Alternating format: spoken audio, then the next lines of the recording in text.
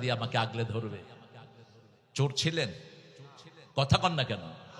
করেছে 1 পয়সা চুরি। আর বিগত 17 বছর যেটা এমপি ছিল কি করেছে? জোরে বলেন। একটা রাস্তাও দামুড়হুদার ভালো নয়, করেছিস কি? সব রাস্তার পয়সা তোদের পেটে ঢুকেছে, ঠিক না ঠিক? দুনিয়ার মানুষ যেরকম তোদের বিরুদ্ধে বিচার দিবে, আখিরাতেও আমরা বিচার দিব কার কাছে? তবে ভবিষ্যতে আমরা এমন একজন চাই যারা কোরআন পার্লামেন্টকে কোরআন দিয়ে চালাবে। আপনারা চান কি চান না?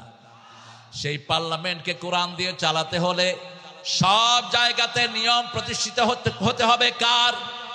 তিনি সৃষ্টি করেছেন, তিনি হেদায়েতের রাস্তা দিয়েছেন।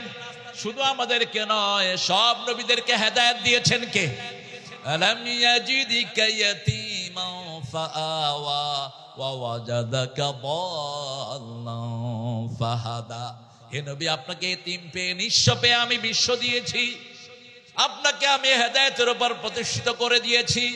সেদিনা ইব্রাহিম আলাইহিস সালাম যখন তারা নিয়ে সন্দেহের ভিতরে পড়ে গেলেন, চাঁদ দেখেই তিনি বললেন, লাউলাম ইয়াহদিনি রাব্বি লাআকুনান্না মিনাল কওমিদ দাল্লিন।